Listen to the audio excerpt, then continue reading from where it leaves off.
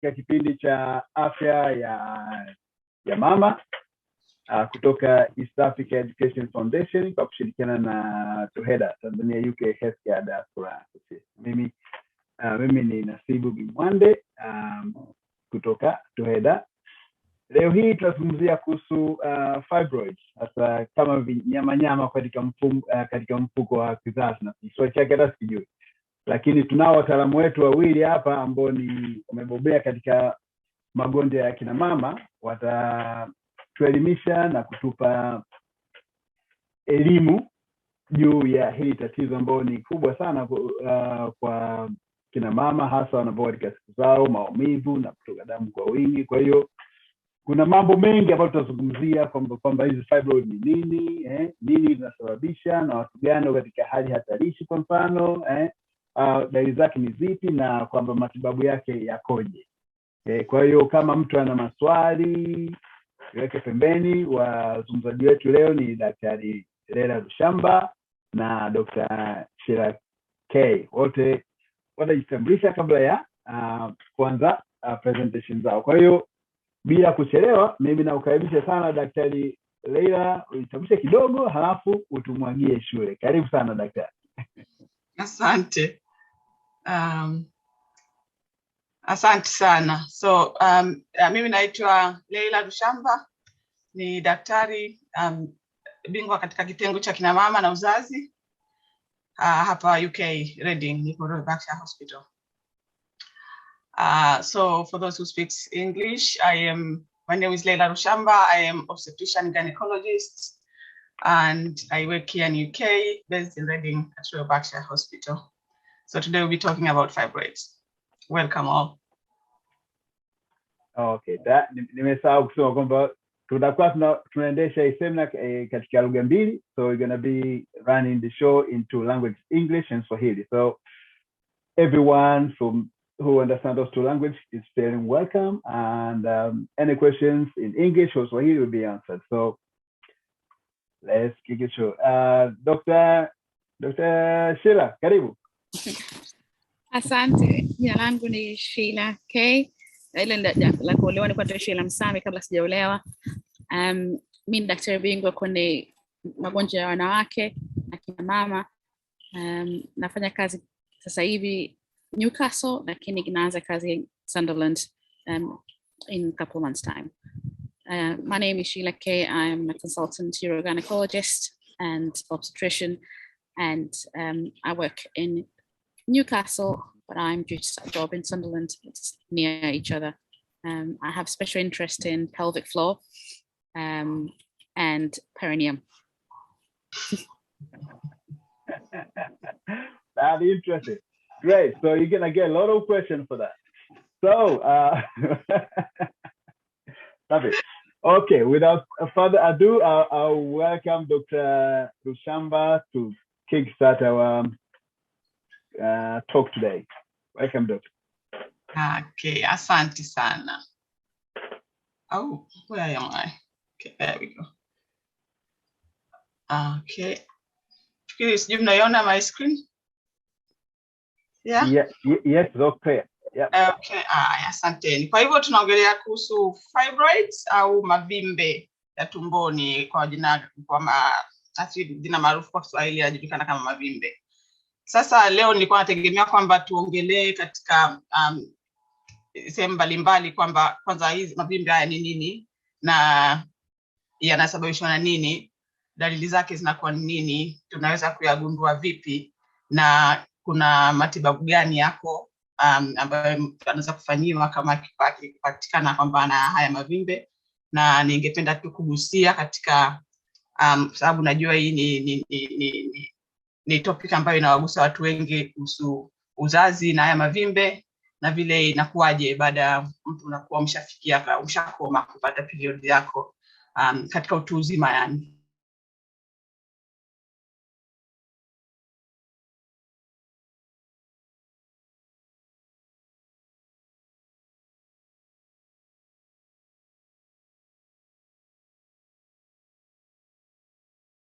Them and what is the available treatment. I will just touch on fibroids and fertility, and what happens in menopause with the fibroids. So fibroids, they're just growth. They're basically the non-cancerous growth of the uterine smooth muscle. So they're just growth. They grow. We don't know why they grow, but they're very common solid tumors in women, especially of reproductive age.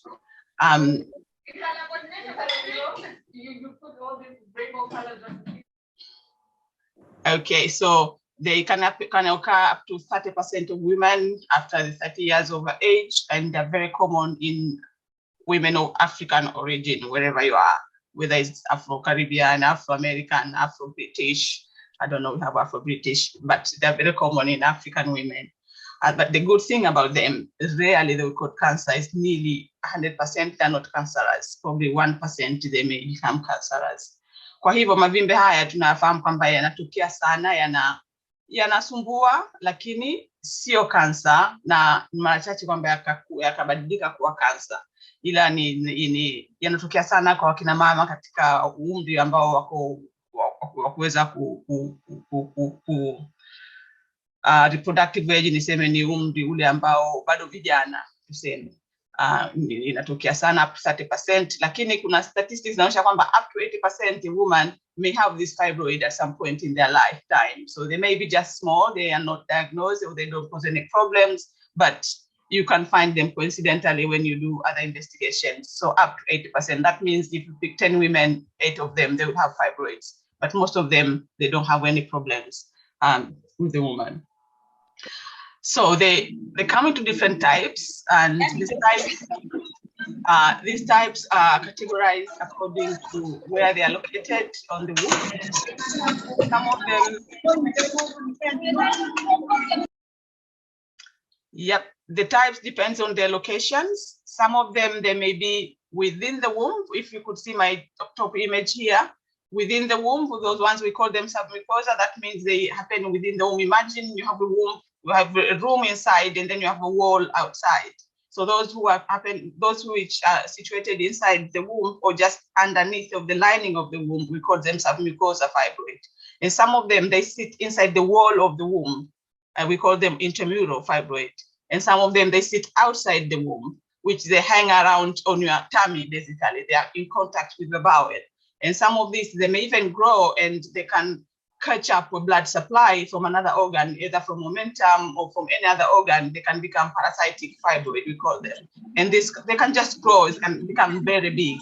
The size varies from tiny, minute one, which you cannot even see, or they look like grains, which you tend to find them when you do surgery for another reason. They feel like grains on the surface of the uterus. And some of them, they can grow as big as pregnant women. Some of them, they can weigh up to 30 kilograms fibroid. Like my image here on the side, this woman was had a huge fibroid. So tumeongelea kwamba fibroid zinatofautiana na aina zake kutokana zimekuwa wapi kwenye kile kizazi. Kuna zingine zinakaa ndani ya kizazi, yani zinakuwa zimejificha just chini ya ule uzio ambao unasababisha kupata siku zake za hedhi, au nyingine zinajiweka katika ukuta wenyewe ule wa kizazi, au nyingine zinakaa kabisa nje ya kizazi, zinakuwa kama zina hang, yani zinaning'inia nje ya kizazi, na zingine zinaweza kuchukua pia mfumo wa damu kutoka kwenye kiungo chochote cha tumboni, kwa hivyo zikaendelea kukua, na zinaweza zikakuwa kubwa mpaka zingine zinafikia kiasi cha mtu kuonekana kama ni mjamzito, au nyingine zinawei kilo 30. Kuna kina mama ambao wameshajulikana wana fibroid kwa kiasi hicho. Nyingine zinaweza kuwa zikasiti tu kwenye kuna kama uzio ndani ya tumbo, zikakaa mle ndani. Kwa hivyo tumeongelea kwa nani kidogo. Yes.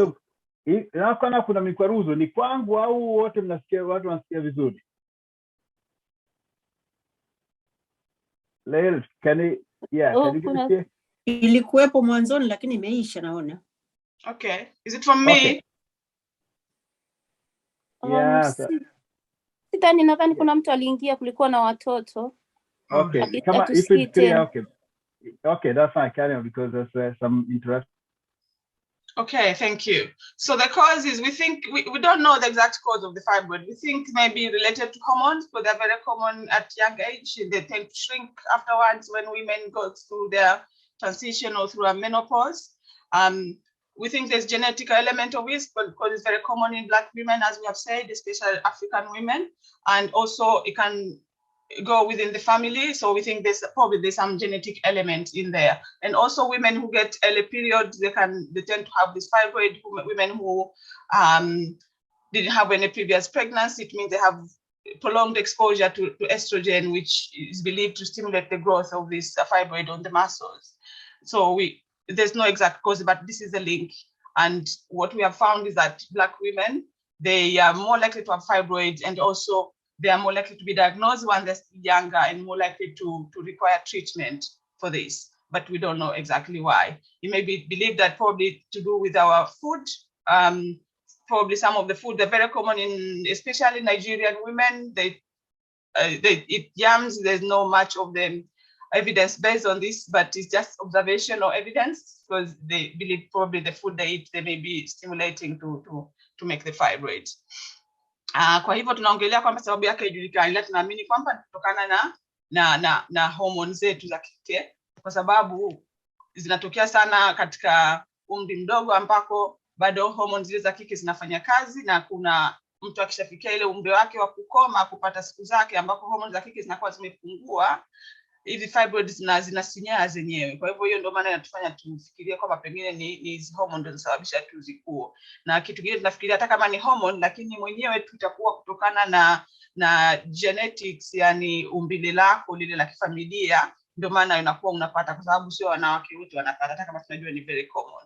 Kwa hiyo hii inasababisha kwamba watu wengine kwenye family unakuta the whole family wana tend to have the fibroids. Hii inathibitisha kwamba pengine genetics nayo ina play matter there. Sasa dalili zake ni zipi ambazo hizi fibroids zinajitokeza? Kama tulivyoongelea hapo mwanzo, mara nyingi hazina dalili. Mtu anaweza kuwa ana fibroid hata ikawa kubwa, lakini akawa hana dalili yoyote. Watu wengine wanafikiria tu labda ni tumbo tu, lakini kumbe ni fibroid ile inayosababisha tumbo limekuwa. Na wengine kama tulivyosema, wakati wa surgery tumbo kakuta kwamba kuna fibroid, au wengine wakati wa kufanywa investigations kwa matatizo mengine wakaona kwamba kuna fibroids. Lakini mara nyingi sababu pia zinasababishwa na ile fibroid iko wapi, kama tulivyoona huko mwanzo, aina zake na ukubwa wake na ziko kiasi gani, kwa sababu inaweza kuwa moja au zikawa nyingi, zimejirindika nyingi tu zikasababisha kile kizazi kuvimba kwa pamoja. Dalili kubwa ambayo kama fibroid ipo katika uzio wa ndani ule ambao tumesema inakuwa inalala just chini ya ule uzio ambao ndio unasababisha mwanamke kupata siku zake za hedhi. Kwa hivyo ikiwa ana zile fibroids za namna hiyo, yeye period yake itakuwa ni ile inavurugika tuseme, kwa sababu inaweza kuwa ikawa inakuja nyingi, ikawa inakaa kwa muda mrefu kwa siku nyingi, ikawa vile ikawa painful, na ikawa heavy, prolonged and painful, na vile ikasababisha kusababisha hata upungufu wa damu kwa kina mama kama hao. Lakini vile kuna zile ambazo zinakuwa either zimejiweka katikati ya ukuta au ziko nje ya kizazi Sasa jamaa tusema zinakuwa zinaning'inia kwa nje ya kizazi. Hizi mara nyingi zinakuwa hazisababishi period ikawa kubwa, ila kwa sababu zinasababisha kile kizazi chote kuvimba kwa pamoja, kwa hivyo kinakuwa kikubwa, kuna kitu tunaita pressure symptoms. Kwa hivyo kile kizazi kinategemea kimekuwa kikubwa kiasi gani. Mtu anaweza kujisikia kama muda wote anataka kukojoa vile, anasikia kama akienda kukojoa haja empty vizuri, anakuwa ana feel kama bladder all the time ina pressure. Au mwingine akawa na constipation kwa sababu ina press inakandamiza kwenye utumbo kwa nyuma, kwa hivyo anakuwa anapata tabu kupata choo. Wengine inakuwa maumivu hata wakati wa mahusiano yao ya kijinsia, inakuwa ni maumivu makali kwa sababu ya pressure inakuwa inakandamiza kwa chini, kwa hivyo inapunguza nafasi kule chini, inasababisha maumivu. Wengine inakuwa kama nilivyosema zinaweza kuwa kubwa sana, zinasababisha kukandamiza mishipa ya damu pia tumboni, na hii mishipa ya damu especially ikikandamiza kwenye mishipa mikubwa, wakina mama wengine kwa mara ya kwanza wanaweza kujulikana wana fibroid wanapojitokeza kwamba wamepata mgando wa damu katika mishipa ya damu, na hii inaweza kuwa ni ikasababisha athari kwa maisha, kwa sababu kwenye nyingine inaenda mpaka kwenye mapafu, na ikienda kwenye mapafu mtu anaweza akafa ghafla pia vile vile. Hii tunaitwa ni pulmonary embolism. Inaweza kusababisha pia ikagandamiza kwenye mirija ambayo inatoa mkojo kutoka kwenye mafigo kuelekea kwenye kibofu. Kwa hivyo wengine wanaweza present na mafigo yao ndio yameathirika wakati walikuwa wanajiona tu labda amenenepa, utumbo limekuwa kubwa, kumbe ile fibroid ndio inakandamiza kule, present na mafigo yameathirika. Ukifanyia investigation then unakuja kufind kwamba ana fibroid kubwa ambayo imetia huo mkandamizo.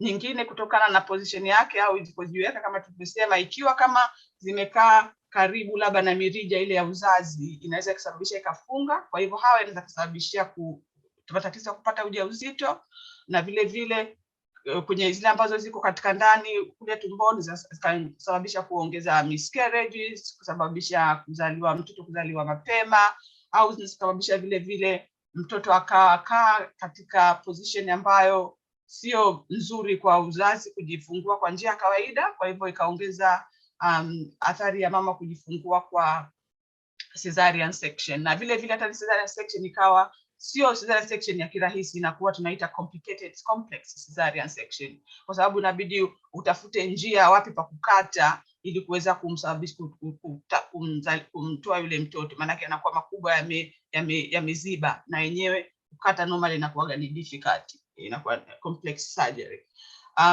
Na sio hivyo tu, baada ya kujifungua, kwa sababu yale mengine yanakuwa yamejiweka katika ukuta kama tulivyosema, yanaziwia ule ukuta. Mtoto akishazaliwa kawaida ule ukuta unatakiwa kusinyaa, kizazi kinapungua kinakuwa kidogo ili kuziwia uvujaji wa damu. Sasa kwa sababu ya fibroid yamekaa kwenye ukuta, inakuwa ule kizazi hakiwezi kusinyaa. Kwa hivyo mama baada ya kujifungua anakuwa na athari kubwa ya kupoteza damu nyingi baada ya kujifungua, na hii inaweza kuwa ni sababu kubwa pia ya kutolewa kizazi. Kama ikiwa yuko katika watu ambao wanajua kufanyike kipi, anaweza kutolewa kizazi ili kusaidia kunusuru maisha ya mama, au vinginevyo unaweza kupoteza maisha ya mama kwa kutokana na kiasi cha damu atakachopoteza. So here I was talking about symptoms. And I've spoken that symptoms, most of the time they're asymptomatic. Most women, I only find they have fibroid coincidentally, either during a normal investigation for other reasons, and most of them may be just small fibroids. Their symptoms depend on the size, location, and the number of the fibroids. The more the fibroid you have, the bigger you have fibroid, you may have more symptoms. So depending on the location of the fibroid, if they are sitting inside the uterus, which we call submucosa fibroids, those ones are more likely to cause heavy periods because they interfere with endometrial functioning there. So the period can be heavy, can be prolonged, it can be painful, and also may lead to iron deficiency anemia. Prolonged iron deficiency anemia, I forgot to mention this in Swahili, it can also lead to heart failure. So some women, they can even present with heart failure symptoms because they have been chronic for some time and they didn't know that they have fibroids. And if the fibroids are sitting outside the uterus or within the walls of the uterus, or they're big enough to cause the uterus to grow, all of it to be bigger, it can lead to pressure symptoms. And these pressure symptoms is when women feel like they have frequency in urination, they don't feel like they have emptied their bladder completely, or some of them, they may have constipation, and may lead into pain during sexual intercourse. And some of them, they can also present with DVT or venous thromboembolism. That means you can have clot in your blood vessels in the legs, and this can transfer up to your lungs. It can lead to pulmonary embolism, which is life-threatening situation. So some women can be diagnosed with fibroid retrospectively after presenting with pulmonary embolism, because it can cause pressure on the blood vessels in the pelvis. And also it can cause pressure on the ureters, which drains the urine from the kidney to the bladder. And therefore women can present with kidney failure or dilatation of the kidney systems, secondary fibroid, and then retrospectively can be diagnosed of the cause of the problem of the fibroids. Also, it can cause fertility issues depending on where they sit. Not all women with fibroid will have fertility, but some fertility women, if they have fibroids and they are struggling to conceive, then it's worth to address the fibroids to assist the fertility treatment. So if they're sitting close to the opening of the tube, for example, they can block there, and this can lead to difficulty in conception, or they can lead to miscarriage if they're sitting just the submucosa when they sit inside the womb. They can lead into abnormal position of the baby during pregnancy, and this can lead to need for delivery by cesarean section. And not only that, the cesarean section, sometimes it can be complex cesarean section because of the fibroid and position of the fibroids, because that can make where to apply the incision difficult. And not only that, after delivery of the baby, it could lead to postpartum hemorrhage, where it could be life-threatening, or sometimes women, they lose their fertility in order to save their lives. So how do we find out women have fibroids? Mainly is by talking to women when they tell us about what is happening and with their women life, not necessarily sexual life. Most of the time it presents, as I said, submucosal fibroid present with abnormal bleeding. Painful periods, most of the time is not caused by fibroid. It may be caused by heavy bleeding, secondary fibroid, but if a woman has severe painful period, that may not be likely due to fibroid. That could be due to either other condition we call adenomyosis or endometriosis, but not necessarily fibroids. And we can do pelvic examination, where you have a clinician put the fingers at the front part and they touch your tummy. Just this is to aid to feel the uterus between our two hands, so we can tell how big the uterus is. And the size of the uterus we tend to compare it with the size of the pregnancy. So we may say, or you have the uterus size equivalent to a 3-month pregnant size, for example. So we are trying to compare with the gestation size, because we know how big the uterus will be at that stage of pregnancy. Or you can have conjunction to this, although most of the time pelvic examination can be nearly 90% accurate in diagnosing big fibroids, but we also rely on ultrasound to help us to locate the position of a fibroid, and also to know whether they're multiple, they are single fibroids. The ultrasound can be done either from the tummy, which we call abdominal ultrasound, or it can be done from the front, which is transvaginal ultrasound.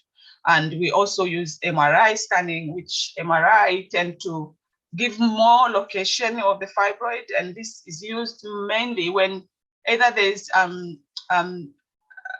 inconclusivity from ultrasound to differentiate from other pelvic mass, whether it's coming from the ovary or not, because as I said, some fibroids, they sit outside the womb.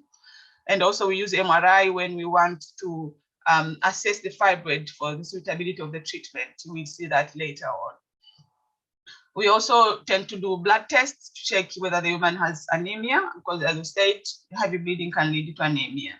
Kwa hivyo tunagunduaje kwamba mama ana fibroid? Ni kwa kuongea naye mwenyewe, atatupa historia yake ya period na historia yake ya maisha kwa ujumla, either anatafuta ujauzito au sio.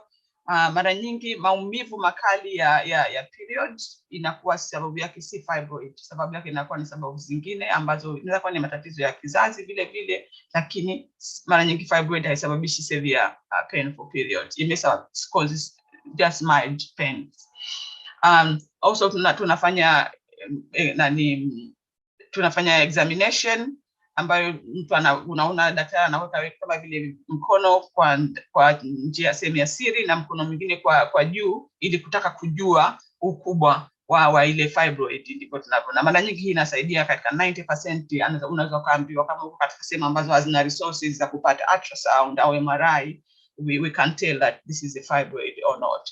Lakini kutokana na resources pia tunatumia ultrasound ili kuweza kutuambia ile fibroid iko wapi, iko ndani ya, kama tulivyosema, ya kizazi, iko katika ukuta au iko nje. Inatupa habari zaidi.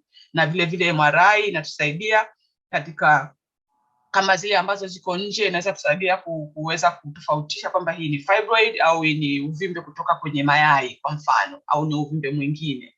Na vile vile MRI ambayo inatusaidia pia kukagua ile fibroid, ili kutupa habari zaidi kwamba kuna matibabu mengine, kwamba inabidi kuangalia, je, tukifanya matibabu yatasaidia. Kwa hivyo MRI inatusaidia kutupa habari zaidi.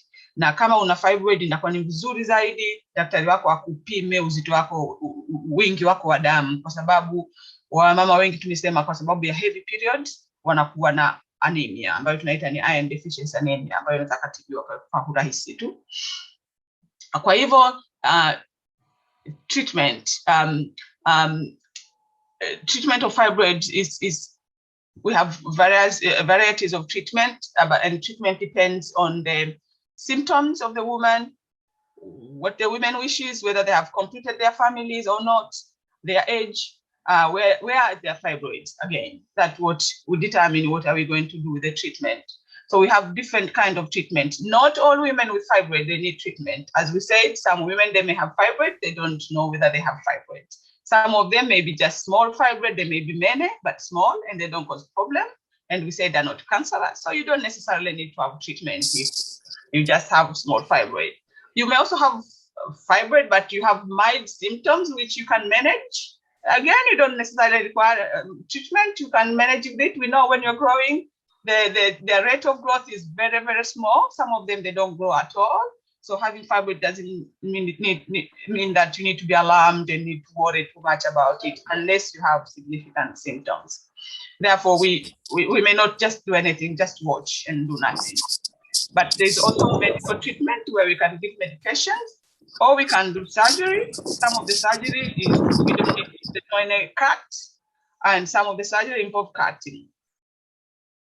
Kwa hivyo matibabu ya fibroid tumeona kwamba matibabu yanategemea na kwanza yanategemea dalili za mama mwenyewe and umri wake, kwamba ameshamaliza familia bado anahitaji kuwa na kizazi kile, au hata kama kizazi bado kipo, matibabu yatamwathiri vipi yeye katika kupata ujauzito au la, and umri wake, kwa sababu umri unavyozidi kukua ndio tumesema kwamba fibroids zinaweza zikashrink zenyewe. Kwa hivyo pengine una haja ya matibabu kama imegundulika wakati umeshafikia umri kwamba umegoma, na vile vile fibroids zimejiweka wapi. Kwa hivyo kama una fibroid ndogo na huna dalili zozote za kukusumbua, hauna haja ya kufanywa matibabu yoyote specific fibroid. Inaweza kuwa labda matibabu yakawa kama una maumivu kidogo wakati wa period, ukanywa dawa za maumivu tu ikawa hiyo inatosha, au kama period yako ni nzito kubwa au prolonged, then ukatumia tu dawa za kupunguza ile period. Kwa hivyo matibabu yako katika sehemu mbalimbali, unaweza kupata dawa au ukafanyiwa surgery, ambayo surgery ipo either surgery ambayo hainvolve kukata, hamna kukata kabisa, na zingine ambazo unafanyiwa upasuaji. Kwa hivyo medical treatment ni mara nyingi zinakuwa ni hormonal treatment, na hizi treatment zinakuwa zinatumika kuweza kurekebisha ule mzunguko wako wa kila siku, yani ule kusababisha kupata hedhi, ili kupunguza ile fibroid. Kwa hivyo mara nyingi utakuta kwanza hizi medical treatment zinasaidia tu ni wale kina mama wenye heavy period. Mara nyingi wenye pressure symptoms, wengi medical treatment inakuwa haisaidii sana. Na wakati mwingine tunatumia medical treatment kusaidia kama una fibroid kubwa na unasubiri kufanyiwa surgery. Kwa hivyo wakati unasubiri ule kupunguza ule mwingi wa kumwagika damu, kwa sababu tumesema kina mama wengine wanapunguza damu mpaka wanakuwa na anemia. Kwa hivyo unatumia hizi medical treatment kuvuta muda ili kupunguza ule wingi wa kupoteza damu, kuweza kuongeza wingi wa damu, tunaita recovery ya your blood levels, ili baadaye ufanyiwe matibabu kamili. Kwa hivyo medical treatment does not eliminate the fibroid. Haiondoi fibroid zako, ila nyingine inaweza kusababisha zika shrink. But most of the time is only symptomatic relief. It does not eliminate your fibroids.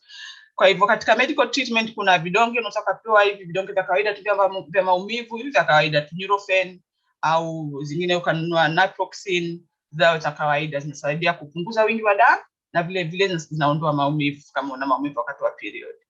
Au kuna wengine tunawapa, kuna dawa zingine zinasaidia kugandisha damu. Kwa hivyo unapewa hivyo vidonge ambavyo mara nyingi kuna kina mama wataambiwa kunywa kwa siku 5 tu za mwanzo wa period, wakati period iko nzito. Baada ya hapo uendelee kunywa kila siku. Dawa nyingine ni basically ni hizi pills za majira, za uzazi wa majira. Ndio tunazitumia sana katika matibabu ya fibroid. Kwa hivyo kama ni mama anatarajia kupata ujauzito bado kijana, matibabu haya yanakuwa kwa kipengine hayawezi kumfaa, kwa sababu wakati anatumia haya matibabu ya pills yeye hawezi kupata ujauzito. Kwa hivyo inakuwa ni balance kutoka kuangalia zile fibroids zake zinasababisha matatizo yake ni makubwa kiasi gani, ili kuweza kubalance either kutafuta ujauzito kwanza au kufanywa matibabu ya fibroid kutokana na yanamwathiri vipi katika maisha yake. Ila kuna dawa zingine kama tusema ambazo wanaweza kupewa ni sindano, tunakuwa tunazitoa either kila mwezi au akapewa kila baada ya miezi mitatu. Hizi zinaweza kabisa zile fibroids zikasinya, hazipotei kabisa ila zinasinya. Lakini tatizo la hizi sindano ni zile ambazo anaingia anapata kama vile dalili za kuwa menopause bado kijana, kwa sababu zinasimamisha mayai yake kufanya kazi. Kwa hivyo anapata dalili zote kama mtu mzima. Yani wewe kama ni kijana au uko 30 unakuwa mwili wako unafanya kazi kama mama wa miaka 55, kwamba unakuwa everything changes emotionally, mifupa yako unakuwa hupati period kabisa. Kwa hivyo hizi zinakuwa hazitumiki kwa muda mrefu kwa sababu ya kuogopa athari ile kwamba itamwathiri mama kwa muda.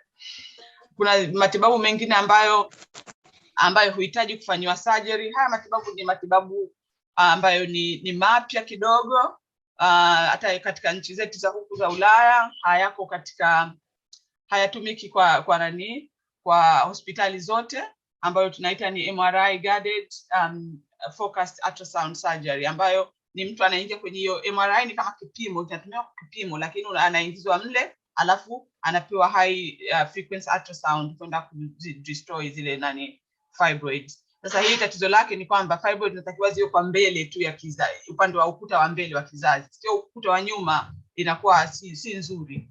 Kwa hivyo bado haijatumika katika center nyingi, hata nchi zetu za Ulaya. So kama hospitals zote, hata UK, we don't have these facilities in all hospitals, but some centers like in London, if some people who lives in London, they may wish to utilize this treatment.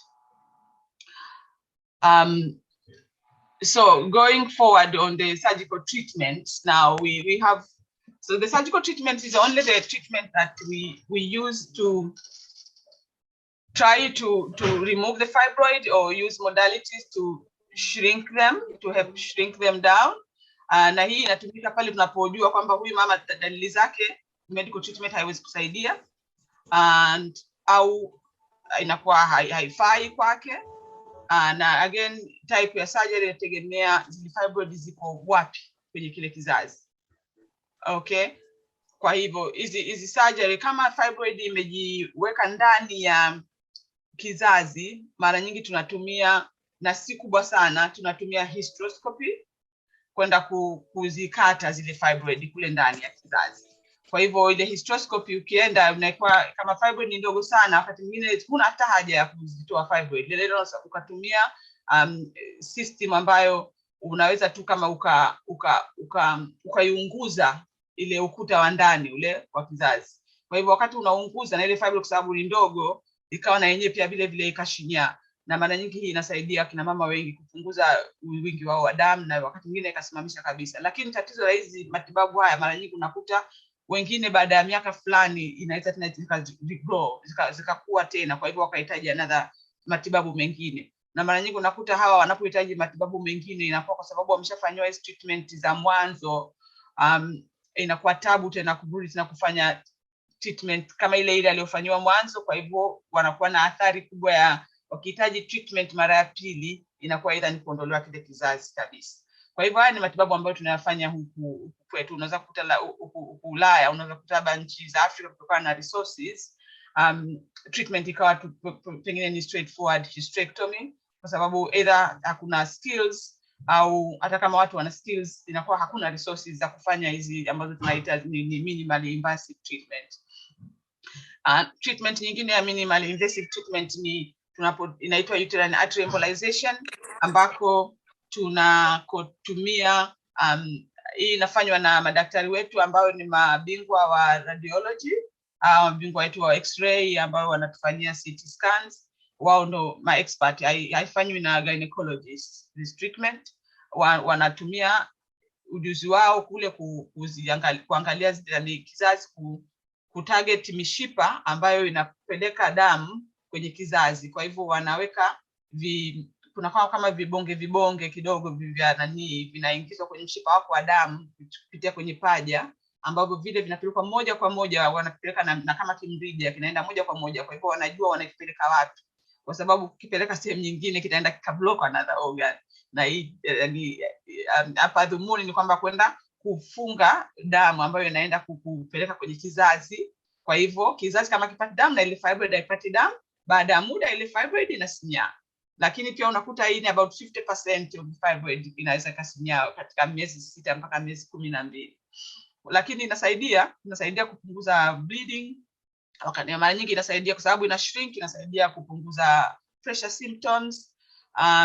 But tatizo ni kwamba hii matibabu haya hayako suitable kwa kila mama. Kuna kina mama wengine wanakuwa either kama bado vijana wanahitaji kuwa na watoto, hatujui effect yake wakati unaenda kuziba hii mirija kwenye kizazi, kwamba inaweza pia ikaathiri mirija labda ya mayai, au ikaathiri vipi katika uwezo wao wa kupata ujauzito baadaye. Kwa hivyo matibabu hatuyashauri sana kama bado mama ni kijana na anategemea kuendelea na kuwa na familia. Lakini kama ni kijana na ana uhakika kwamba kashamaliza familia yake, kwa hivyo wanaweza wakafanyiwa haya matibabu.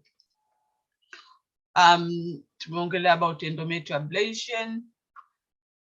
Tumeongelea kuhusu hysteroscopy, kwamba unaweza ukaenda kupitia kwa sehemu za siri. Tunaenda na kamera, ukienda na kamera unazikata zile fibroids, tunaita resection.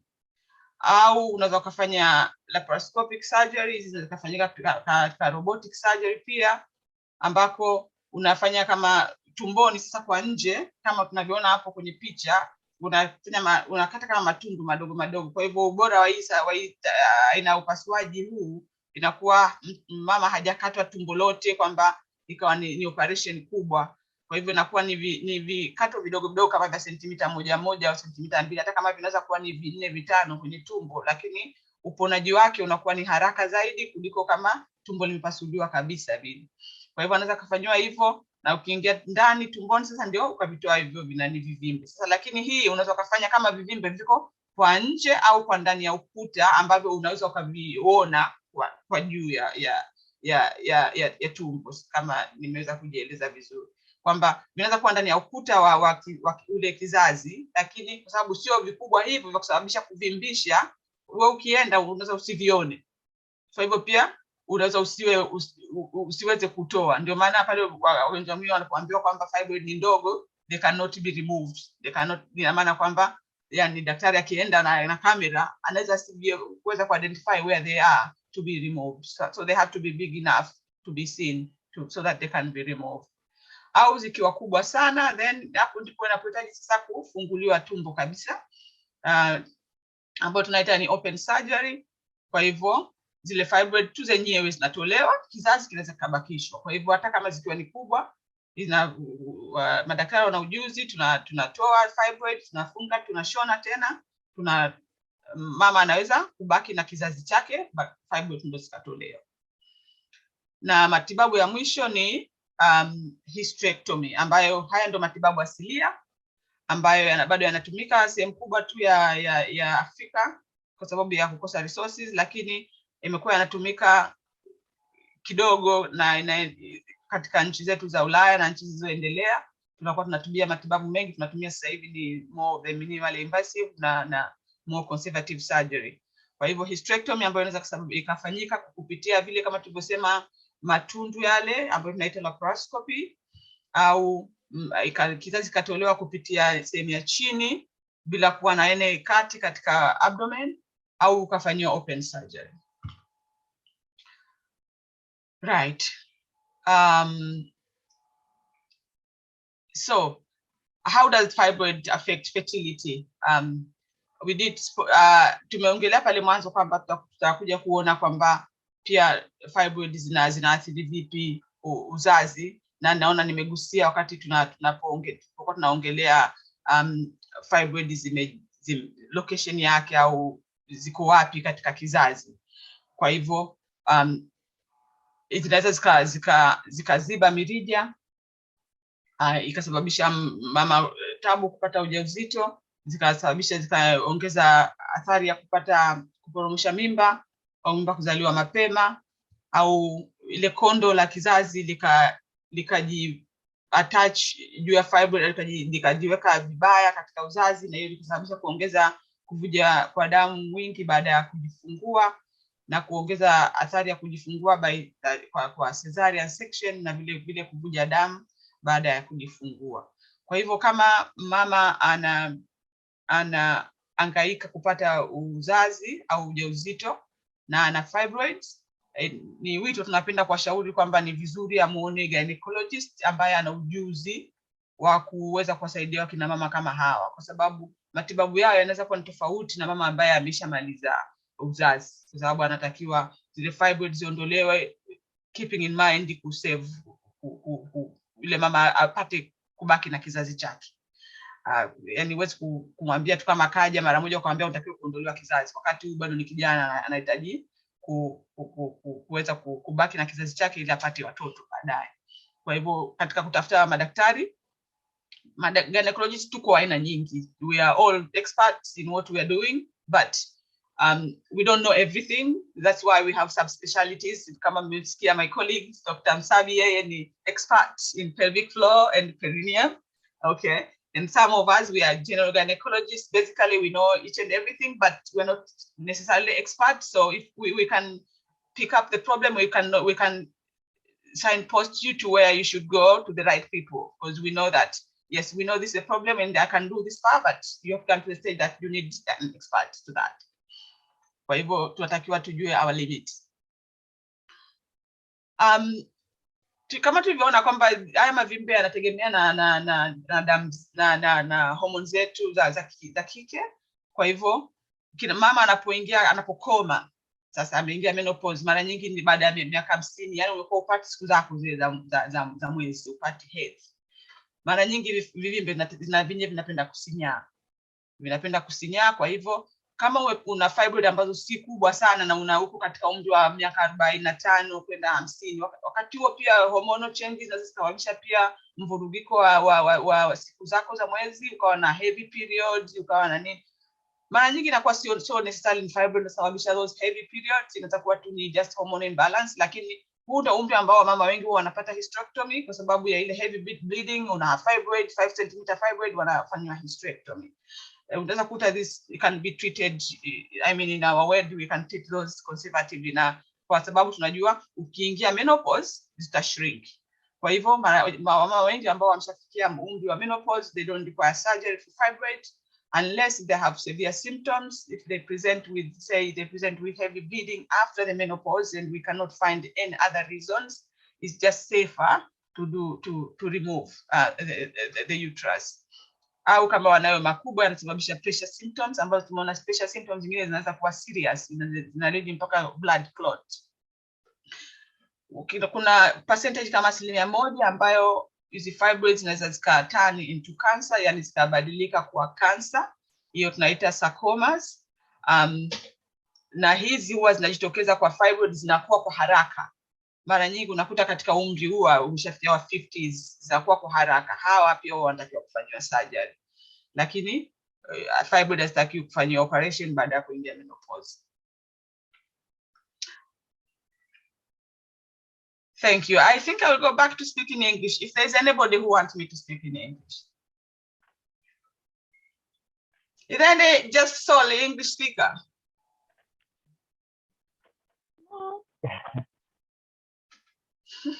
Yeah, I think everyone is comfortable with Swahili, so Yeah. Yeah. So that we can have a good time for questions as well. Yeah. Okay. Asante sana Dr. Rushamba for such a comprehensive talk on fibroids. Ni kitu ambacho nafikiri watu wengine hata kabla ya kwenda medical school, nakumbuka kuna wamama kule kijijini walikuwa wana matatizo tumbo, damu zilikuwa zinatoka, wakaambiwa eti wamerogwa, au wengine wasikia kizazi chake kina pembe. And I think now I can say okay, labda jamaa akashika wakawa na fibroid kumbe akasikia jamaa na mbuzi tumboni. So it's quite interesting. I'm sorry. Na imani za kwetu zinachangia sana katika watu kuchelewa kwenda kupata matibabu yanayostahili katika kwa wataalamu wetu. Kwa hiyo asante sana. Kwa nafikiri kwa kifupi kwamba tunajua kwamba fibroid au uvimbe katika kizazi ni nini, na jinsi gani dalili zake zikoje, na jinsi gani daktari anaweza akazigundua na matibabu yake yakoje. Cha muhimu ni kwamba kama unamjua mtu au kama mwenyewe unakuta siku zako zinakuwa zina maumivu makali au unamwaga damu sana, ule kwa nini? Kwa hiyo bora kutafuta, ongea na GP wako kama uko hapa, ukamwone mtaalamu, na wataalamu tunao hapa ndani ya nyumba. Kwa hiyo hatupendi kuona ndugu zetu tupo kwa karibuni wanasumbuka wakati wenyewe tupo. Kwa hiyo just get in touch with our specialist and we can help you out. Kwa hiyo Dr. Sheila, kama kuna nyongeza kwa ukingine ambayo Dr. Rushamba ameongelea? Sina nyongeza yoyote. Dr. Leila amekava kila kitu ambacho nilikuwa hata vile ambavyo nilikuwa sijategemea, nilitegemea vitu vimeulizwa kwa wakati wa maswali amevikava. Kwa hiyo hamna cha kuongeza, hamna cha chochote. Okay, asante sana. Kwenye ukumbi jamani, ruksa kuuliza maswali. Unaweza ukanyosha mkono, your virtual hand, au ukaandika swali kwenye chati tukakujua. Leo kuna watu waliuliza hapa kwamba hii vitu vinakuwa au vipi. Nafikiri Dr. Leila alishajibu hilo swali kwamba baada ya wakati hormones za kike bado zipo, hiyo estrogen bado ipo, ndio inaendelea kukua. Lakini kama ushapishika menopause alafu na uta zinaendelea kukua, unajua hapo ndio tatizo lingine, bidi muone. I think that was right. Kama kuna maswali naomba tuulize. How can I get it? Maswali. Okay. Damari, karibu. Asante, na asante sana Dr. Leila kwa maelezo yako na kila kitu. Mimi hilo swali nimeuliza kwamba vinakuwa in size au vinakuwa in multiple. Nina maana kwamba unaweza kwenda hospitali ukaambiwa kwamba una fibroid 2, and then ukaenda baadaye ukaambiwa kwamba zimeongezeka, zimekuwa 5. Hizo ni multiple. Je, kwa hiyo zinaweza zikakuwa in size na pia in multiple? Yes. Oh, okay. Yeah. Yes. If you think about it, ni uvimbe kwenye masuala ya kizazi. Kwa hiyo kimoja kinatokea, vingine vikaongezeka baadaye. Kuna watu ambao wanakuwa na nyingi sana. Kuna watu ambao wana fibroid 30. Kuna ambao wana fibroid 2 ambazo ni kubwa sana. Kuna ambao wana fibroid ambao ni kubwa wao ni kama ni kama tikiti maji. Kuna tofauti. Lakini kuna wale wakati yanakuwa yanaongezeka kwa namba ambayo yalipo, au yanaongezeka kwa size yake, kwa ukubwa wao. Both can happen. Okay, asante sana. Alafu nikiongezea tu hapo dada, unajua wakati unapofanywa hizo ultrasound kama tulivyosema, hivi fibroids zinakuwa vingine vitu. Kwa hivyo wanakuwa hawapimi zote. Maana sometimes kama alivyosema Dr. Msami, unaweza kuwa unazo nyingi karibu 10.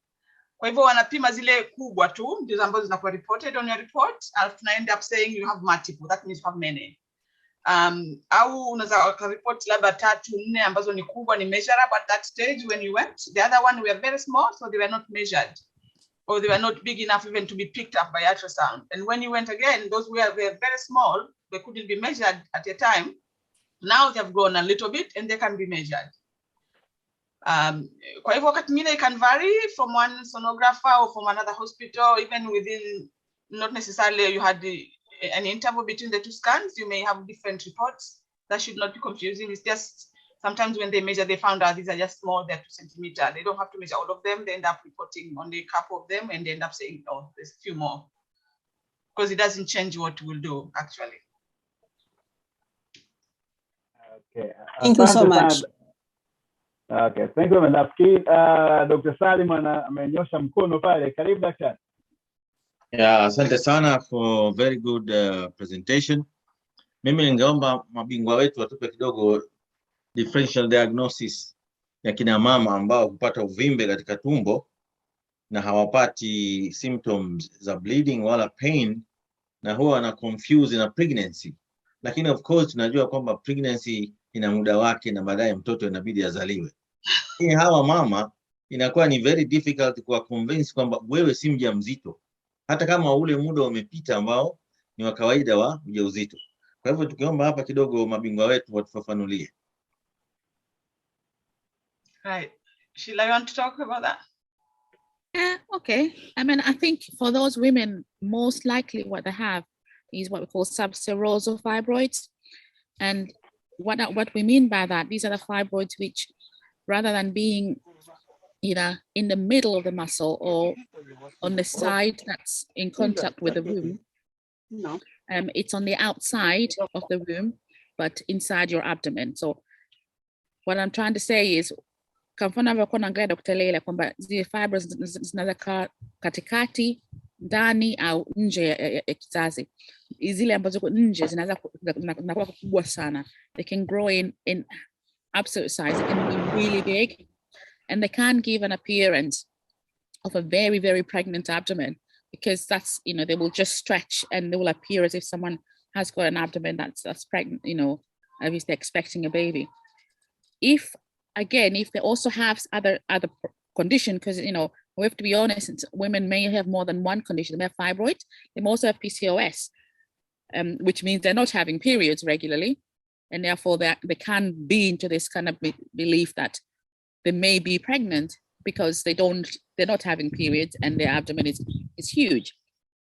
But of course, the other part of it is the element is phantom pregnancy is not an unusual thing, and anybody who has got an ongoing large abdomen with no cause should really go for investigation, because the other rare risk is ovarian cancer, and ovarian cancer tend to present very late, and one of the most common presentation is ascites or swale. It's called fluid in the abdomen, which can appear as a very large swelling, very, very in keeping with a pregnant abdomen.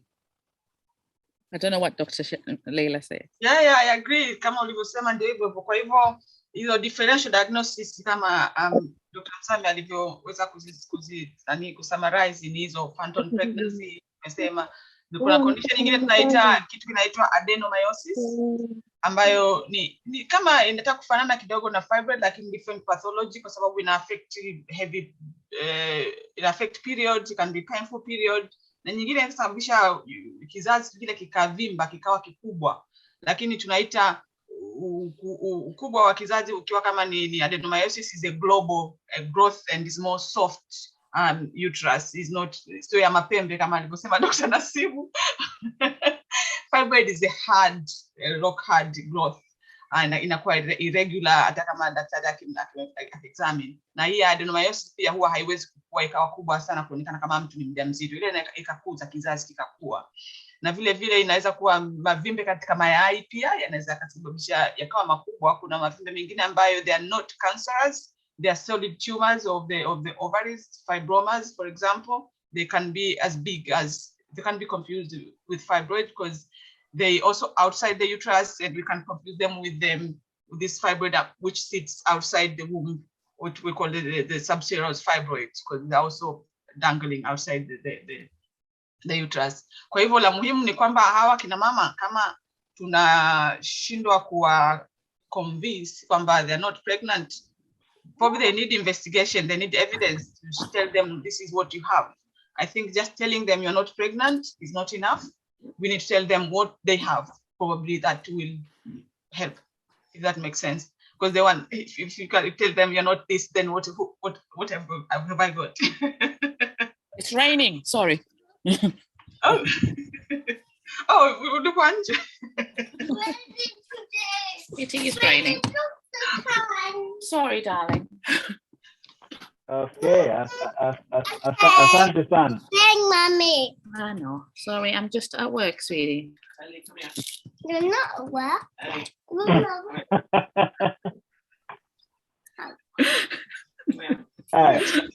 Okay, kuna maswali mengine na nafikiri kuna mtu aliuliza kwamba procedure ya myomectomy how common is in the UK, na nafikiri Dr. Sheila ameshamjibu kwamba inafanyika hapa na hata Tanzania, so it's every week or 4 done in Newcastle, I think. Actually. Okay, kuna maswali mengine ya ziada mimi naangalia kwenye chat, there's no question, there's no more questions. Okay. Let me go big to get checked. Okay, na kuna mwingine so kama ushafikia kwenye menopause au tumbo linaanza kujaa na nini, you need to be checked out. We spoke about that. So that's yes, definitely you need to be checked out. Kamba uwezo kapa na miaka 70 uwezo kupata mimba, alo balikiwa kwa kweli. Anyway, any more questions please? Kama hakuna nafikiri how we do it time wise, I think we have done a good exactly a good hour, so which is fantastic. So if there's no more questions, we have to end up here. So Dr. Kay can carry on with ice cream and entertaining the little one.